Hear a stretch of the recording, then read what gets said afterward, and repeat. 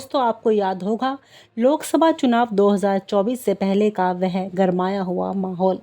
देश के हर कोने में चुनावी चर्चा, टीवी चैनलों पर चीखते चिल्लाते पैनलिस्ट, नेताओं की रैलियों में भीड़ और सोशल मीडिया पर मोदी फिर एक बार बनाम अब की बार बदलाव के फॉरवर्ड मैसेज। ठीक उसी समय एक ऐसा बयान आया जिसने सत्ता के गलियारों में खलबली मचा दी, और ये बयान किसी विपक्षी नेता का नहीं था बल्कि देश की वित्त मंत्री निर्मला सीतारमण के पति पाराकला प्रभाकर का था। पाराकला प्रभाकर जो खुद एक अनुभवी अर्थशास्त्री हैं, उन्होंने सीधा सीधा कह दिया, अगर नरेंद्र मोदी फिर से प्रधानमंत्री बने तो देश की अर्थव्यवस्था का बैंड बज जाएगा, लोकतांत्रिक संस्थाएं कमज़ोर होंगी और आम जनता की मुश्किलें बढ़ेंगी।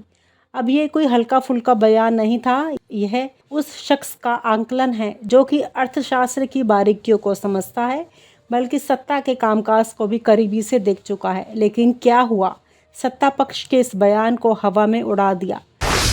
सरकार और समर्थकों की प्रतिक्रिया। बीजेपी के प्रवक्ताओं ने टीवी चैनलों पर मुस्कुराते हुए कहा, अरे ये तो बस डर फैलाने की कोशिश है, मोदी जी हैं तो सब मुमकिन है। सोशल मीडिया पर ट्रोल आर्मी ने पाराकला प्रभाकर को एंटी नेशनल कांग्रेस एजेंट और ना जाने क्या क्या कह दिया, मानो किसी ने उनके गले में देशद्रोही का बोर्ड टांग दिया हो। राहुल गांधी, अखिलेश यादव, ममता बनर्जी, सब ने इस बयान को अपने अपने अंदाज में पेश किया। राहुल गांधी ने तो एक रैली में मजाकिया लहजे में कहा, देखिए मोदी जी के अपने घर से ही चेतावनी आ रही है। 2025 की सच्चाई, सब्जी मंडी का आईना। समय बीता, चुनाव खत्म हुए और नतीजा मोदी सरकार फिर सत्ता में। लेकिन अब 2025 की हकीकत हमारे सामने है। आप सब्जी खरीदते हैं और सुनते हैं टमाटर 80 रुपये किलो, आलू 50 रुपये, प्याज 70 रुपये। आपके चेहरे पर शिकन आ जाती है। याद आता है, अरे पाराकला प्रभाकर तो सही कह रहे थे। सरकारी आंकड़े भी यही कहानी कहते हैं। बेरोजगारी 8%, महंगाई दर 6.5%, डॉलर रेट 84+, खाद्य महंगाई 9% से ऊपर। ये आंकड़े विपक्षी पर्चे से नहीं बल्कि खुद रिजर्व बैंक और सरकारी एजेंसियों से हैं। मोदी जी का दावा बनाम ज़मीनी सच्चाई। मोदी जी गर्व से कहते हैं, भारत दुनिया की तीसरी सबसे बड़ी अर्थव्यवस्था बनने की राह पर है। वाह, सुनने में तो अच्छा लगता है, लेकिन गांव के किसान रामलाल पूछते हैं, भाई इस तीसरी सबसे बड़ी अर्थव्यवस्था में मेरा पंप कब चलेगा, अस्पताल में डॉक्टर कब आएगा, स्कूल में मास्टर जी कब टिकेंगे। IMF की रिपोर्ट के मुताबिक भारत की प्रति व्यक्ति आय करीब 2.3 लाख सालाना है। मतलब औसत भारतीय महीने में लगभग 19,000 कमा रहा है, और उसमें से आधा तो किराया, बिजली, गैस, दवा और बच्चों की फीस में चला जाता है। विकास का जादुई गणित। सरकार ने GDP दिखाने के लिए बड़े बड़े हाईवे, मेट्रो, एयरपोर्ट बनाए, लेकिन क्या इसमें गांव में पानी आया, बेरोजगार को नौकरी मिली, या फिर सिर्फ कॉन्ट्रैक्टर और बड़े कारपोरेट को फायदा हुआ। मोहन भागवत की अप्रत्यक्ष चेतावनी। RSS प्रमुख मोहन भागवत ने हाल में कहा, शिक्षा और स्वास्थ्य पर ध्यान दीजिए, यह कोई साधारण बयान नहीं है। RSS बीजेपी की रीढ़ है और उनके मुखिया का ये कहना है कि सीधा मोदी सरकार के विकास मॉडल पर सवाल है। क्या पाराकाल प्रभाकर सही थे? आज के हालात, गिरता रुपया, बढ़ती महंगाई, घटता निजी निवेश, कमज़ोर शिक्षा और स्वास्थ्य, यह सभी कह रहे हैं हाँ वो सही थे, लेकिन सरकार का रवैया GDP बढ़े तो मोदी है तो मुमकिन है, महंगाई बढ़े तो वैश्विक परिस्थिति का असर। 2024 में जिसे राजनीतिक बयानबाजी कहकर खारिज किया गया था, 2025 में वो जनता की हकीकत बन चुका है। अब वक्त है कि सिर्फ आंकड़ों की बाजीगरी छोड़कर पानी, शिक्षा, स्वास्थ्य और रोजगार पर ध्यान दिया जाए, वरना अगली बार जनता कहेगी, अगर फिर वही सरकार आई तो हमारा बैंड बज जाएगा। दोस्तों आपको याद होगा लोकसभा चुनाव 2024 से पहले का वह गरमाया हुआ माहौल।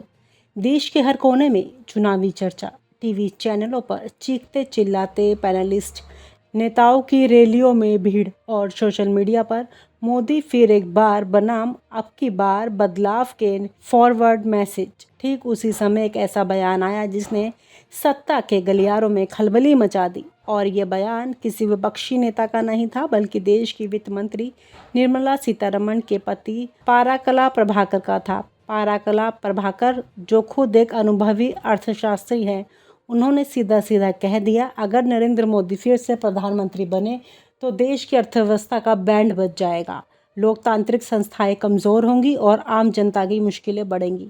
अब ये कोई हल्का फुल्का बयान नहीं था, यह उस शख्स का आंकलन है जो कि अर्थशास्त्र की बारीकियों को समझता है, बल्कि सत्ता के कामकाज को भी करीबी से देख चुका है। लेकिन क्या हुआ? सत्ता पक्ष के इस बयान को हवा में उड़ा दिया। सरकार और समर्थकों की प्रतिक्रिया। बीजेपी के प्रवक्ताओं ने टीवी चैनलों पर मुस्कुराते हुए कहा, अरे ये तो बस डर फैलाने की कोशिश है, मोदी जी हैं तो सब मुमकिन है। सोशल मीडिया पर ट्रोल आर्मी ने पाराकला प्रभाकर को एंटी नेशनल कांग्रेस एजेंट और ना जाने क्या क्या कह दिया, मानो किसी ने उनके गले में देशद्रोही का बोर्ड टांग दिया हो। राहुल गांधी, अखिलेश यादव, ममता बनर्जी, सब ने इस बयान को अपने अपने अंदाज में पेश किया। राहुल गांधी ने तो एक रैली में मजाकिया लहजे में कहा, देखिए मोदी जी के अपने घर से ही चेतावनी आ रही है। 2025 की सच्चाई, सब्जी मंडी का आईना। समय बीता, चुनाव खत्म हुए और नतीजा मोदी सरकार फिर सत्ता में। लेकिन अब 2025 की हकीकत हमारे सामने है। आप सब्जी खरीदते हैं और सुनते हैं टमाटर 80 रुपये किलो, आलू 50 रुपये, प्याज 70 रुपये। आपके चेहरे पर शिकन आ जाती है। याद आता है, अरे पाराकला प्रभाकर तो सही कह रहे थे।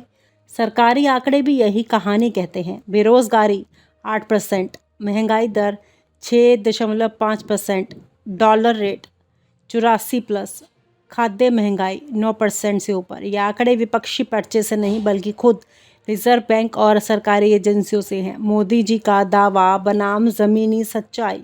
मोदी जी गर्व से कहते हैं, भारत दुनिया की तीसरी सबसे बड़ी अर्थव्यवस्था बनने की राह पर है। वाह, सुनने में तो अच्छा लगता है, लेकिन गांव के किसान रामलाल पूछते हैं, भाई इस तीसरी सबसे बड़ी अर्थव्यवस्था में मेरा पंप कब चलेगा, अस्पताल में डॉक्टर कब आएगा, स्कूल में मास्टर जी कब टिकेंगे। IMF की रिपोर्ट के मुताबिक भारत की प्रति व्यक्ति आय करीब 2.3 लाख सालाना है। मतलब औसत भारतीय महीने में लगभग 19,000 कमा रहा है और उसमें से आधा तो किराया, बिजली, गैस, दवा और बच्चों की फीस में चला जाता है। विकास का जादुई गणित। सरकार ने GDP दिखाने के लिए बड़े बड़े हाईवे, मेट्रो, एयरपोर्ट बनाए, लेकिन क्या इसमें गांव में पानी आया, बेरोजगार को नौकरी मिली, या फिर सिर्फ कॉन्ट्रैक्टर और बड़े कारपोरेट को फायदा हुआ? मोहन भागवत की अप्रत्यक्ष चेतावनी। RSS प्रमुख मोहन भागवत ने हाल में कहा, शिक्षा और स्वास्थ्य पर ध्यान दीजिए, यह कोई साधारण बयान नहीं है। RSS बीजेपी की रीढ़ है और उनके मुखिया का ये कहना है कि सीधा मोदी सरकार के विकास मॉडल पर सवाल है। क्या पाराकाल प्रभाकर सही थे? आज के हालात, गिरता रुपया, बढ़ती महंगाई, घटता निजी निवेश, कमज़ोर शिक्षा और स्वास्थ्य, यह सभी कह रहे हैं हाँ वो सही थे, लेकिन सरकार का रवैया GDP बढ़े तो मोदी है तो मुमकिन है, महंगाई बढ़े तो वैश्विक परिस्थिति का असर। 2024 में जिसे राजनीतिक बयानबाजी कहकर खारिज किया गया था, 2025 में वो जनता की हकीकत बन चुका है। अब वक्त है कि सिर्फ आंकड़ों की बाजीगरी छोड़कर पानी, शिक्षा, स्वास्थ्य और रोजगार पर ध्यान दिया जाए, वरना अगली बार जनता कहेगी अगर फिर वही सरकार आई तो हमारा बैंड बज जाएगा। और आप हमसे जुड़े रहने के लिए सब्सक्राइब करें YouTube पर, फॉलो करें Twitter पर और लाइक करें Facebook पर। और ज्यादा जानकारी के लिए आपको टाइप करना होगा सिर्फ न्यूज़ नशा।